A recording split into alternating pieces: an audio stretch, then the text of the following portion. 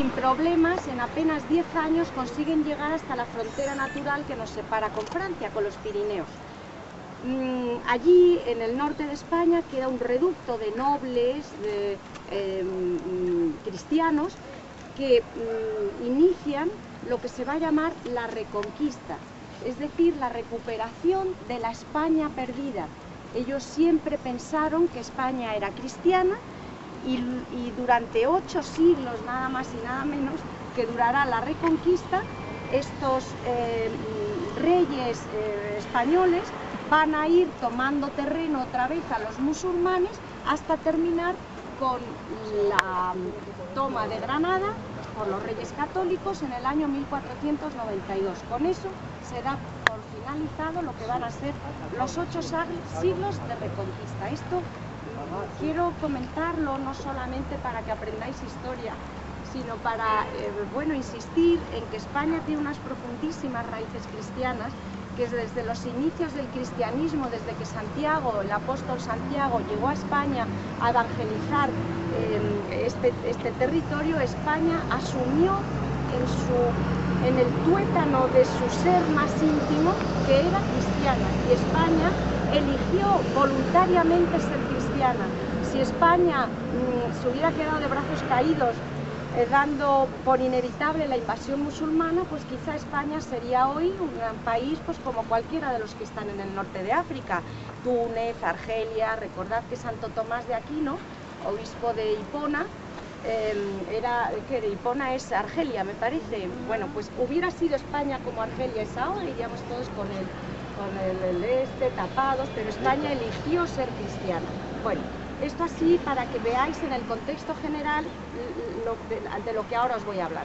Cuando los musulmanes entran en la península, llegan a este territorio que era un pequeño una población, no llegaba ni a la categoría de pueblo. Aquí se había establecido una población, y en la parte más alta de la ciudad levantan lo que va a ser una alcazaba defensiva, un recinto militar.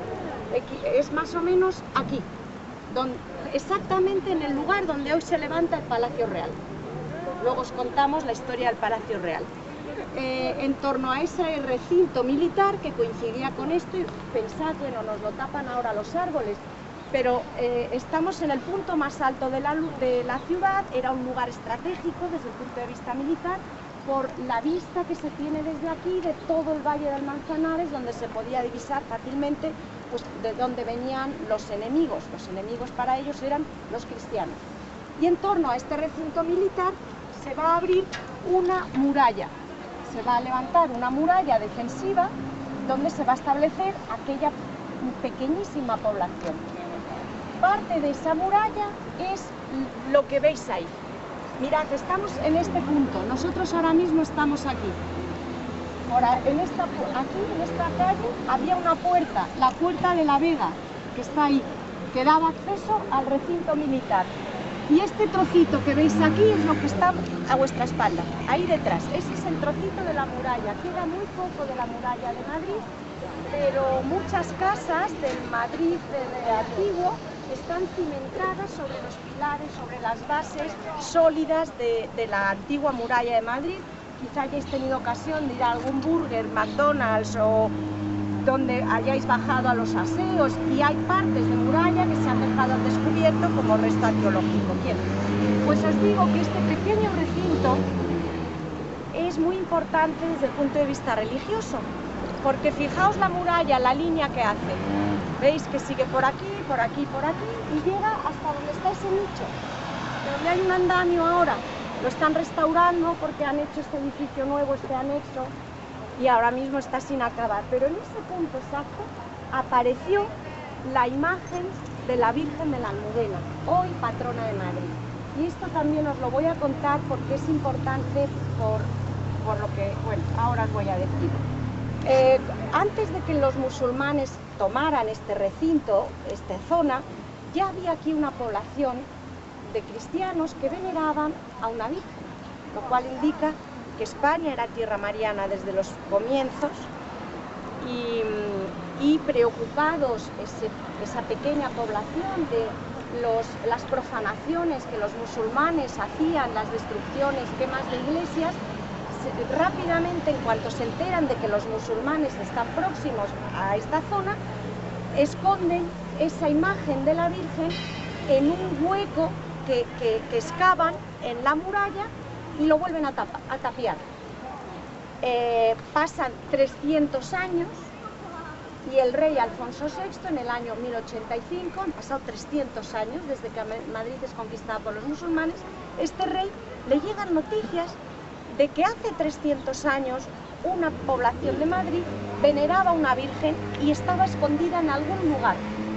Entonces decide este rey, acompañado por los caballeros de órdenes militares que le habían ayudado en esa batalla, una vez que Madrid ya es cristiana, e inician una procesión que, partiendo de este punto de la muralla, va por fuera de la muralla hasta que algún signo, cuenta la leyenda, apareciera.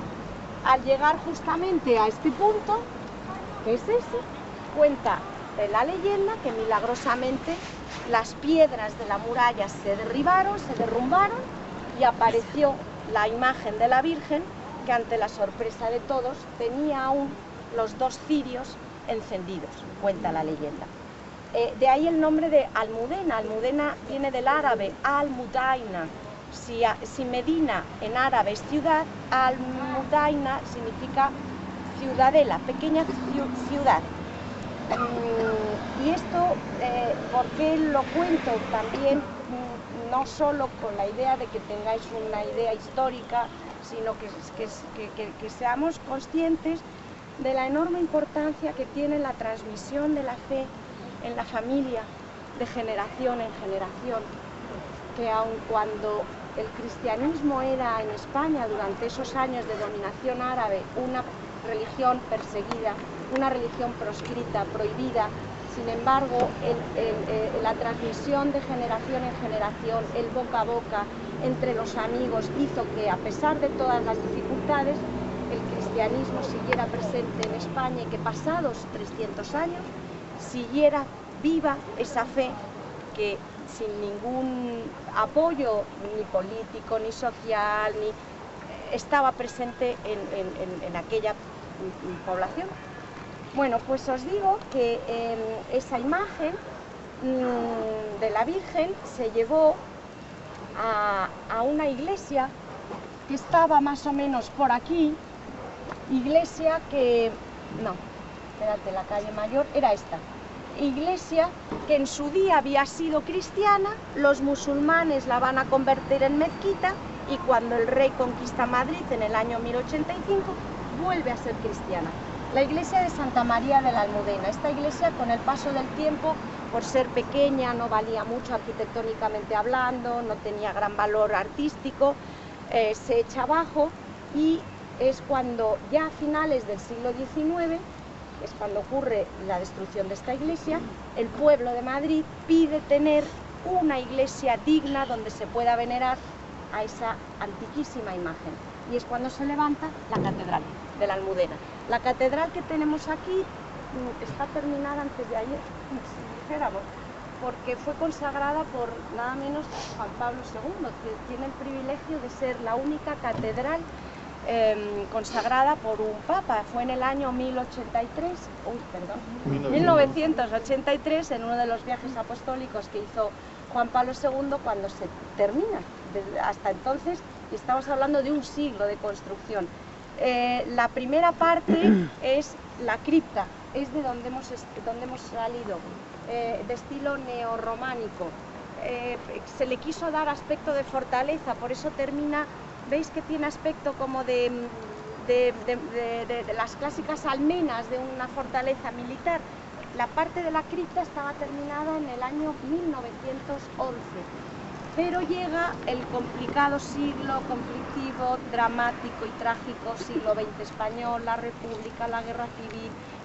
Madrid fue frente de batalla, quedó arrasada, y cuando termina la Guerra Civil, el año 39, la verdad que no estaban los bolsillos para muchos gastos, era más época de reconstrucción que de construcción, y las obras languidecían, lo poco que estaba hecho de la parte de arriba incluso amenazaba ruina. y fue en los años 50 cuando se convoca un concurso público a los arquitectos españoles para que presenten soluciones a esa iglesia que estaba amenazando ruina. Bueno, lo gana el arquitecto Txoeta Goitia. Bueno, voy a intentar evitar nombres para no complicaros, pero bueno, para que sepáis que es un arquitecto muy prestigioso español, y ya es el que le da la solución que vemos. Luego la vamos a ver por dentro. Bueno, nada más, ¿no, Inés? ¿Qué te parece? Muy bien. Nada más, ¿no? Porque ya con esto, para que podamos ver simple, para que el lenguaje sea claro, rotundo. Y también los iconos bizantinos y el arte paleocristiano en general utilizaba mucho los fondos dorados, el pan de oro, que significa desde el punto de vista iconográfico el oro. El oro es atemporalidad, no hay tiempo. Lo que ahí se dice fue, es y será siempre. Ese es los fondos dorados. Vamos a seguir. La Nuestra Señora, la Real de la Almudena. Real tiene ese título porque enseguida fue protegida por los reyes al haber ocurrido en las circunstancias que antes les comenté. No es la imagen antigua, esta es del siglo XVI porque la anterior se quemó, ardió en un incendio. Está rodeada de un magnífico retablo del siglo XVI de Juan de Borgoña. Debajo ven una lápida con una inscripción que pone Reina María de las Mercedes de Orleans. Es la mujer de Alfonso XII, bisabuelo del actual rey de España. Su primera mujer era muy devota de la Almudena y fue la que promovió, empujó el levantamiento de este templo. Y además, al no poder ser enterrada en el Panteón de Reyes del Escorial, pidió ser enterrada a los pies de la Virgen. ¿Por qué? El Escorial, que está a las afueras de Madrid, es una de las 8ª maravillas del mundo, es un monasterio que tiene iglesia, que tiene palacio real, construido por Felipe II en el siglo XVI, y dentro, bajo el altar mayor de la basílica, donde el Papa celebró con los profesores de universidad ese encuentro el sábado, viernes por la mañana, está el Panteón Real donde están todos los reyes de España desde el siglo XVI hasta hoy. Solo quedan tres huecos. Bueno, pero deciros que ahí solo pueden estar enterrados reyes, como es natural, y reinas, madres de reyes. Si no son madres de reyes no tienen derecho a estar ahí.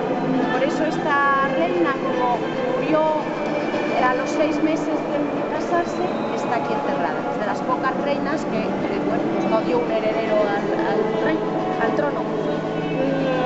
Vamos a entrar ahora en la capilla del Santísimo, pero quiero explicaros fuera porque dentro, al estar el Señor, no quiero hablar, la gente es sitio de oración, entramos y saludamos al Señor un momento, pero es para también que veáis, está recién acabado, claro, la catedral se va haciendo, se va decorando, se va poco a poco terminando, y lo acaban de terminar, es de un autor muy conocido que se llama Rudnick, es un sacerdote jesuita que ha hecho muchas cosas por el planeta y trabaja con mosaicos, y es precioso, maravilloso, tiene un lenguaje pictórico y visual muy similar al de las pinturas de Kiko Argüello, remite mucho al paleocristiano, a las pinturas bizantinas, también prescindiendo de elementos accesorios, ya lo veréis, se utiliza mucho el pan de oro, es maravilloso, es precioso, está recién acabado. Si queréis entramos un momentito y continuamos por el ábside.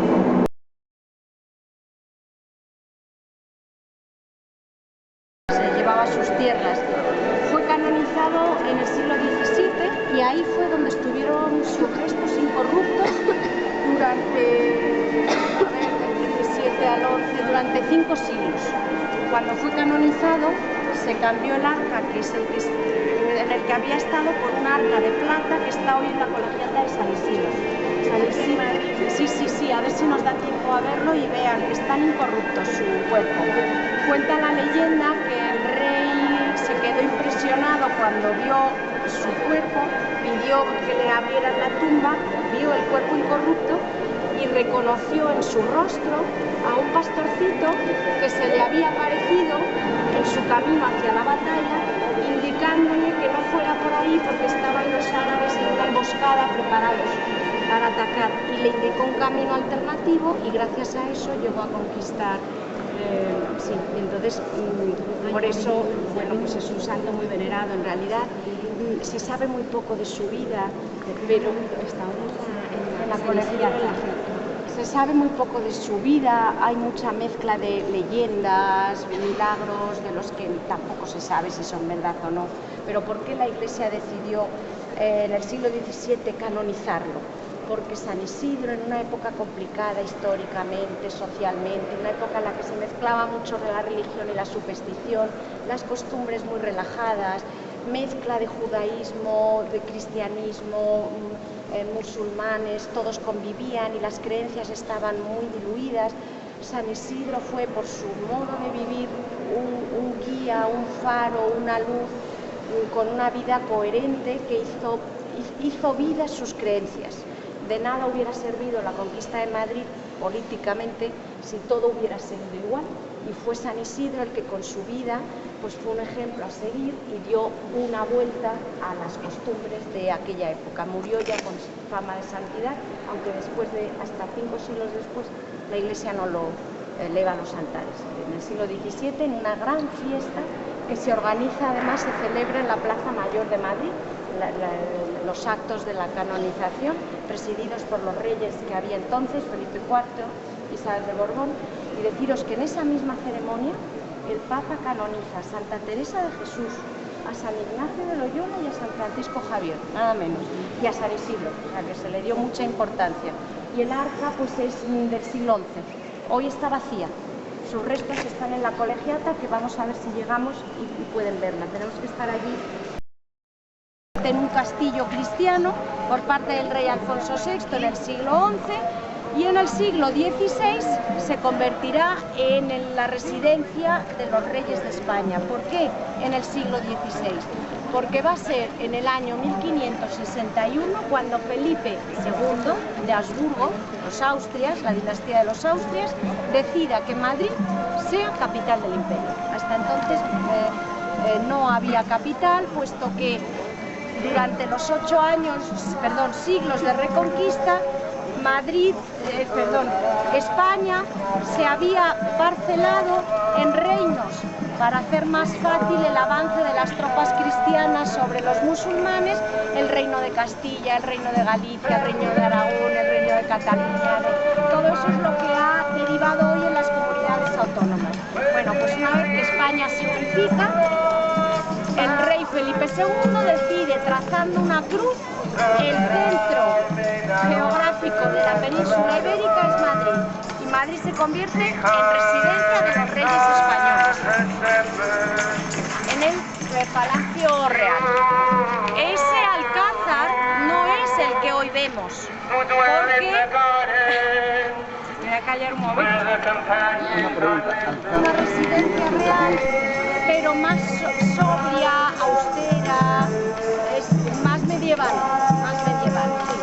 Bueno, pues ese alcázar donde habían vivido los reyes españoles desde el siglo XVI hasta el año 1700, la Nochebuena de 1734,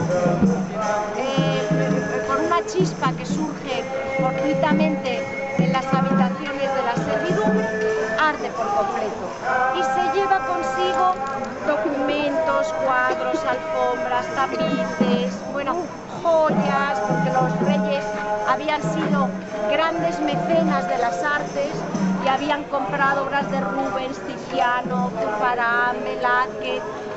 El alcázar era un verdadero museo de pintura, joyas de todo tipo, arde por completo.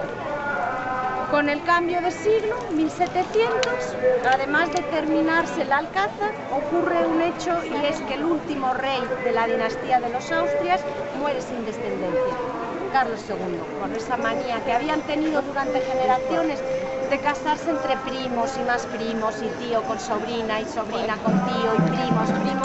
La sangre había ido degenerando Y el último de los Austrias fue un enclenque de salud muy quebradiza, iba con muletas, bueno, una persona físicamente hablando muy defectuosa, y termina la dinastía y llegan los Borbones, que ya son los que están ahora.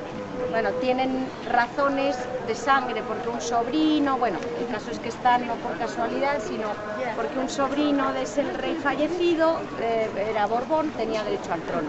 Llegan los Borbones y este nuevo Borbón, que se llama Felipe V, decide levantar este edificio. Claro, hay que pensar que este primer Borbón venía de Versalles, nada menos. Él había vivido, jugado de niño y mamado en ese lujosísimo conjunto que es el Palacio de Versalles. Y llega a Madrid y se ve un alcázar sobrio, austero, claro, era lo último en donde él quería vivir, y decide levantar este nuevo, ya mucho más afrancesado, más con todos los lujos de los palacios europeos del siglo XVIII.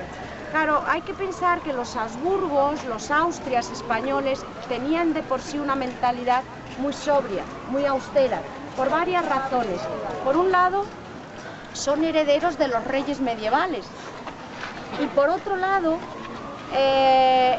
siempre pesó en el espíritu español la idea tan cristiana de que el hombre es peregrino de este mundo y de que cuanto menos equipaje mejor.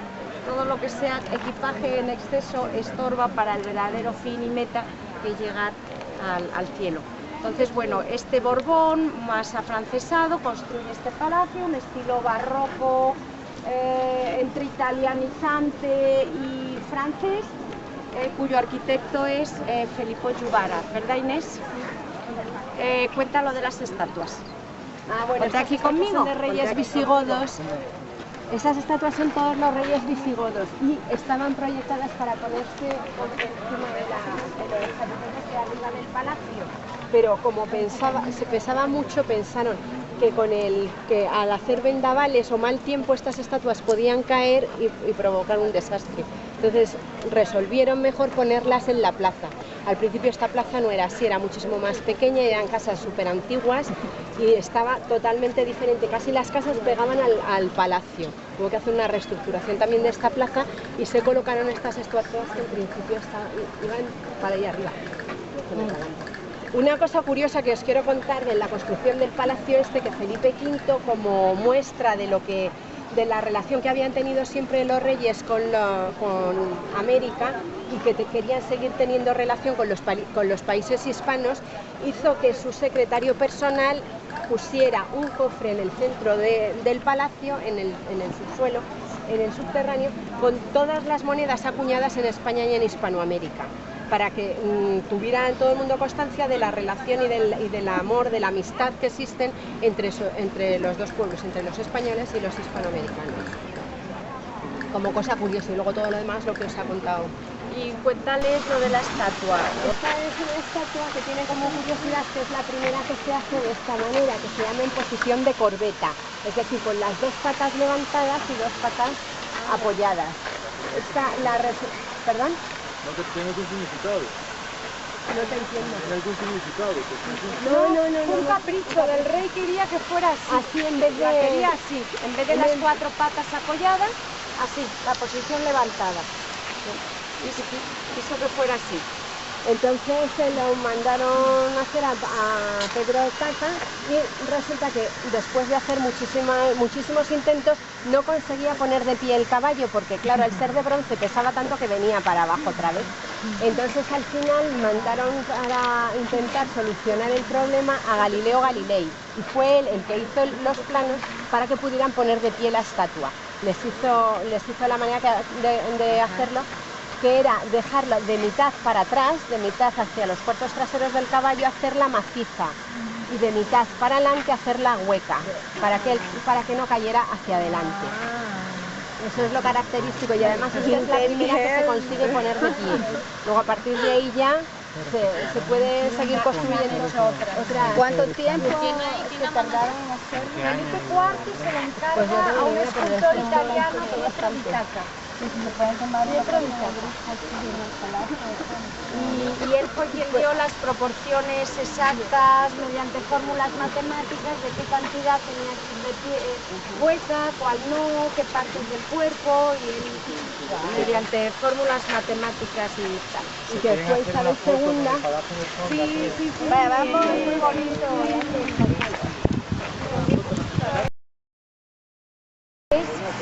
Porque el antiguo Alcázar de Madrid tenía este tipo de materiales. Esta es la típica construcción de la época de los Austrias en España. En el siglo XVI y XVII los palacios, los edificios públicos, todo lo que se construía, edificios civiles, eran piedra y ladrillo. Este era lo típico. Por eso hablo, cuando decíamos que el Palacio Real era muy diferente, muy distinto a lo que estaban acostumbrados aquí, esto era lo clásico. El Madrid del siglo XVI era así, y del XVII, todo era más o menos, tenía este aspecto. Bueno, cuando Madrid es elegida por Felipe II en el siglo XVI, 1561, para ser la capital de España, no solamente era la capital de España, sino la capital del mayor imperio conocido en el orbe entonces. Se acababa de descubrir América hacía poco tiempo y se seguían haciendo descubrimientos. Filipinas viene de Felipe II. Fue en la época de Felipe II cuando se descubre, y el imperio seguía creciendo. Por lo tanto, los reyes se van a preocupar de que Madrid tenga edificios importantes y solemnes que le den la categoría que merecía el ser la capital del imperio. No se conserva casi nada, se ha destruido muchísimo, consecuencia de incendios, guerras. Bueno, no es mucho lo que se conserva, por eso esto es un privilegio y un lujo verlo tal cual se fundó en el siglo 1611, porque la mayor parte del Madrid de los Austrias se ha perdido, bueno, pues por distintas circunstancias. Es importante decir que cuando Madrid se convierte en capital del imperio, todas las fundaciones y órdenes religiosas de la Iglesia querían tener aquí en Madrid su sede, su representación.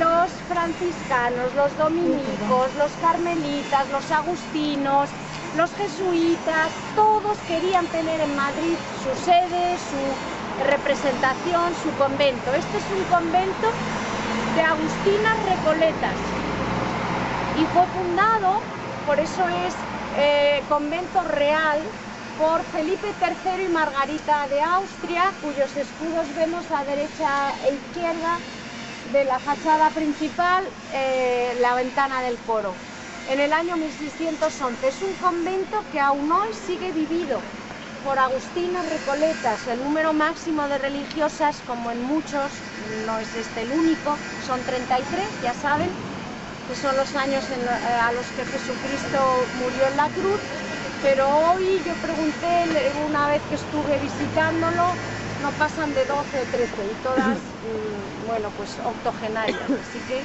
los frutos de la JMJ, a ver si aquí hay alguna que decide venir, porque es femenino. Bueno, decirles que tiene un museo extraordinario y que por privilegio de la Santa Sede se puede visitar, porque son de clausura, estricta clausura, y a las horas a las que se permite el acceso del público, ellas se retiran a la estricta clausura y dejan que veamos las salas por las que ellas están, hacen sus oraciones, el refectorio, bueno, todos los pasillos, lo dejan para que el público contemple las joyas de la... Quítaselo. Mira, aquí.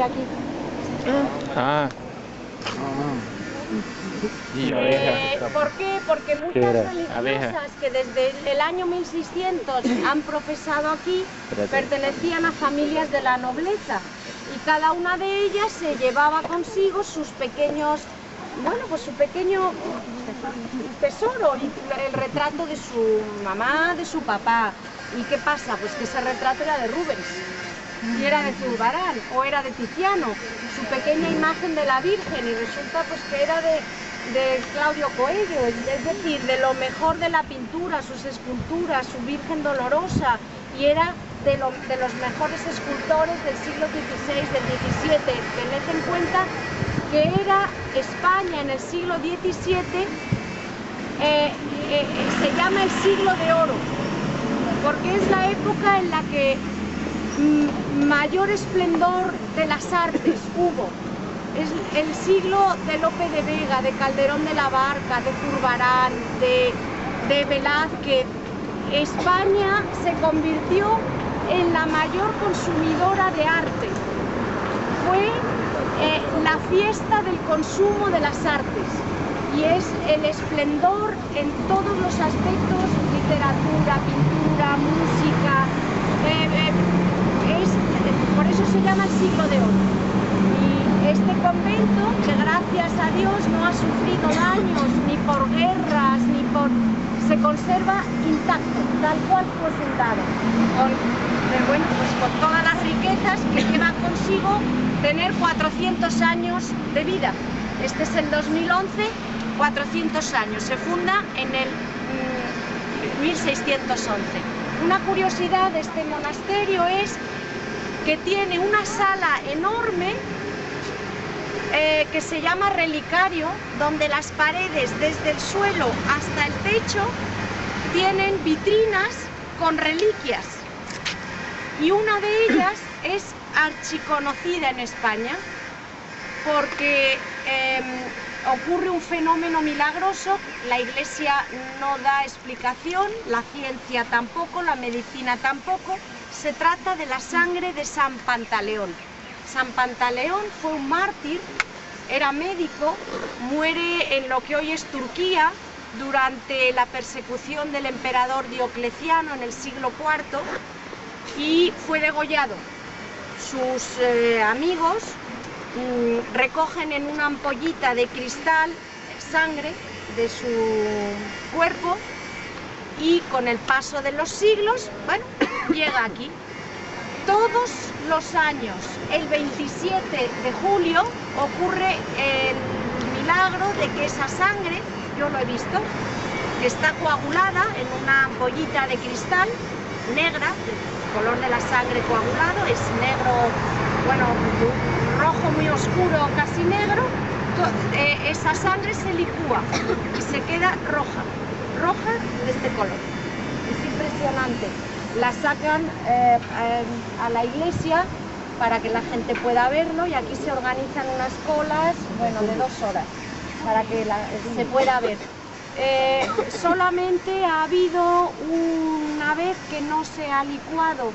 Parece ser que el año que estalló la Guerra Civil Española, en el año 1936, guerra que costará 1 millón de muertos, no se licuó, anunciando grandes dramas, tragedias y desastres. Es el único año, ¿verdad, Inés?, que parece ser no se ha licuado, y el fenómeno se repite año tras año.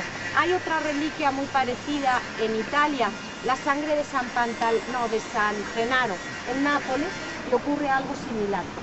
¿Por qué veneramos los cristianos las reliquias? Porque creemos en la resurrección de la carne, y todo aquello que haya tenido contacto con una persona que muere en gracia de Dios, creemos que será glorificado en el último día. Por eso cualquier resto, ya sea un huesecito, un trocito de tela del hábito o del vestido, bueno, pues lo veneramos y lo... Ya desde los orígenes del cristianismo se veneraban las reliquias, y en Roma, lo que eran las catacumbas, se celebraban las misas encima de los altares de los mártires que están en las catacumbas enterrados.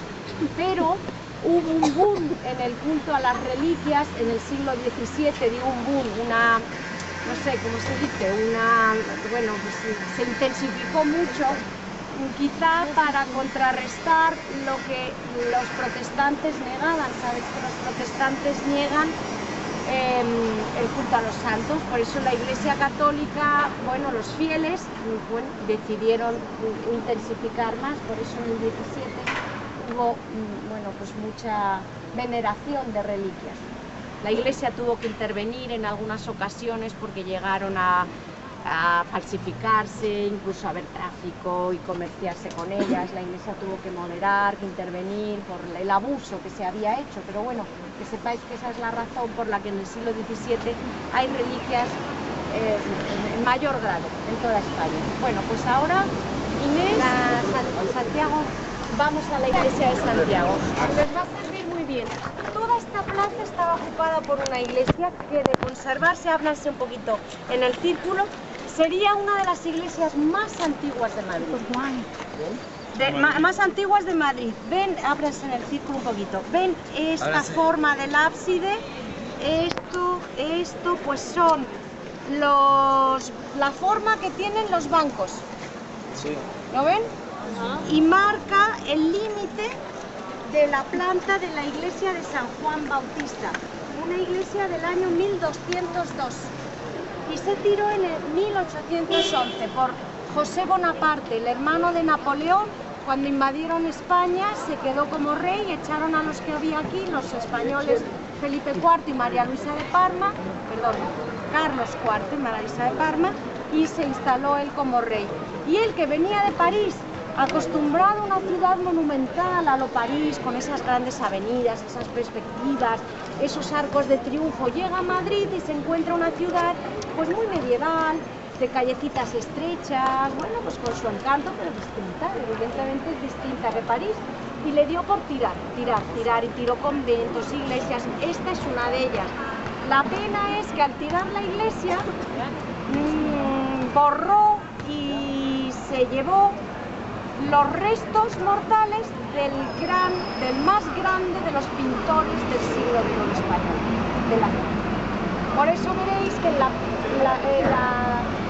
donde pone Plaza de la Ramales está el retrato de Velázquez, que fue pintor de Felipe IV, el de la estatua, uno de los más grandes mecenas de las artes. Él compró y facilitó que Velázquez llegara a ser lo que hoy es. Bueno, pues en algún lugar por aquí debajo está Velázquez. Estamos pisando los restos. Donde está la cruz ahí, que es donde se encontraron los mayores restos de Velázquez. Porque en ese monolito pone: en este lugar está enterrado Diego Velázquez, bla bla bla. Ahí lo pone. Pero que lo sepan que es aquí. Bueno, pues vamos a continuar. Esta iglesia data, las primeras noticias de la iglesia data de 1202, en el que el rey Alfonso VIII concedió lo que se llamaban las colaciones, que era dividir Madrid en distritos. Se dividió Madrid en 10 distritos, cada distrito se llamaba de acuerdo a la iglesia que tenía. Le daba, el distrito venía con el nombre de la iglesia, en este caso la de Santiago, ¿vale? Aquí lo que hay, lo más importante de resaltar son las ventanas, que son típicas de la época, que en Madrid era muy típico poner a las ventanas rejas. Luego, encima de las ventanas está la Cruz de Santiago y la Venera, la Concha, que son los símbolos del Camino de Santiago. ¿Habéis oído hablar del Camino de Santiago, no? Bueno, pues este es el kilómetro cero del Camino de Santiago. Los que salen de Madrid tienen que venir aquí a por las credenciales. Aquí dice, el padre la hizo, me parece que es el camino que... Sí. Y aquí dice mi compañera que también se reúnen, ¿no? Los del camino se reúnen también aquí en esta iglesia. Santiago de Compostela, que fue el que evangelizó España, apóstol de Jesús, y es el que llegó hasta aquí, a lo que se llamaba Finisterre, el fin de la tierra conocida. Entonces todavía no se conocía América, y era lo más alejado del orbe que se conocía entonces. Por eso es el patrón de España. Yo salí de Galicia. Luego la iglesia por dentro es una... Imagínate, salir de aquí son no sé cuántos kilómetros. Sí, y tiene bueno, tiene muchísimas obras de arte esta iglesia. Lo que pasa es que lo más destacado es un cuadro de Santiago Apóstol, que está en la batalla de Francia, pues se le apareció al rey... No, era Pelayo, ¿no? Pelayo. Es que Eso, ¿se acuerdan de lo que hemos hablado de la reconquista? Que los nobles se proponen reconquistar. La primera batalla fue la de Clavijo, emblemática. Con esa se comienza la reconquista. Y cuenta la leyenda que se le apareció Santiago en un caballo blanco para auxiliarle y poder vencer a los musulmanes. Y es la batalla de Pavía, no, de Clavijo, sí. la batalla de Clavijo, que es con la que comienza. Se conserva el trazado de las calles, muy laberíntico, estrechas, de casas, calles con poca perspectiva. Y esta iglesia, cuya torre tiene mala visión, es la torre más antigua que se conserva de Madrid. Es del siglo XI, se trata de la iglesia de San Nicolás. Parece ser que fue cristiana, luego mezquita, y una vez cristianizado Madrid, nuevamente de vuelta al cristianismo, y que la torre era el minarete. El minarete desde donde se llamaba a oración cuando era Madrid todavía una población musulmana. Y data del siglo XI, la más antigua. Mañana cuando vayan a Toledo verán muchas edificios de algunas casas construidas en ladrillo, y lo que es el arco de herradura es representativo del arte árabe. El arco de medio punto es un círculo partido por la mitad. La herradura es un tercio más bajo. Eso es lo típico del arte árabe y se conserva muy bien. Esa mole rectangular es uno de los poquísimos palacios que se conservan en Madrid de la época de los Austrias. Lo mandó levantar el duque de Uceda, valido de Felipe III, una especie de primer ministro del rey Felipe III. Felipe III es el que preside a caballo la Plaza Mayor, luego vamos a verlo. Es el padre del que está en corbeta, ¿vale? Su padre, Felipe III. Bueno, pues el duque de Uceda era un hombre poderosísimo y se mandó construir un palacio emulando, imitando, queriendo competir con el del monarca, con el Alcázar. Nos hacemos una idea viendo esto de cómo sería el antiguo Alcázar de los Austrias, el que estaba en el lugar donde hoy se levanta el Palacio Real. Pero más o menos sería similar, muy parecido a esto el aspecto exterior. Junto al Palacio Real, junto al palacio, el duque de Uceda quiso fundar un monasterio, también intentando emular al monarca. El rey, junto al palacio, el Alcázar, funda el monasterio de la Encarnación, que hemos visto. Y el duque de Uceda, su primer ministro, dijo: pues yo también quiero fundar otro monasterio para que se vea mi poder económico, mi poder. Y fundó el monasterio de las monjas Bernardas del Santísimo Sacramento. Aprovecho para decir que en este momento en España y en toda la comunidad católica del mundo se va a dar y se va a fomentar el culto al Santísimo Sacramento. Otra vez vemos una respuesta de la Iglesia Católica a lo que los protestantes negaban. Los protestantes, Lutero, sabéis, que niegan la presencia real en su divinidad y en su humanidad de Jesucristo en la Eucaristía. Y por eso la Iglesia Católica, después del Concilio de Trento, que es el que da respuestas a las herejías del protestantismo, fija y asienta los dogmas que definen la Iglesia Católica. Por supuesto, entre uno de los más importantes, la Eucaristía. Por eso hay muchos conventos que van a dar culto prioritario al Santísimo Sacramento. ¿Recuerdan la custodia que se elevó en Cuatro Vientos entre el vendaval y la tormenta? Esa custodia de 3 metros de altura de Arce es una de las obras cumbres del arte español y coincide con este momento porque la adoración al Santísimo Sacramento y por tanto las procesiones del Corpus se convierten en fiesta grande, en una de las fiestas más importantes del calendario litúrgico en la Europa y en el mundo cristiano, y es de esa época, del siglo XVI. Bueno, ¿Qué porcentaje de protestantismo hay? en España no hay protestantismo. En España es residual, no, que será un 0,2%. Hay más musulmanes. ¿Cómo se conforman, digamos? La España es mayoría católica, vamos, por lo menos bautizados. Un 80% es católico. Musulmanes ahora con la inmigración hay un poquito más, pero no, sobre todo catolicismo, lo que más. Se han comunicado conmigo el otro grupo. ¡Ay, fantástico! Por fin. Vamos a ver. Bueno, es que quiero que vean ese balcón. Fíjense que les cuento la historia ahora. Ese balcón. Venga, vamos a ver. Todo bien.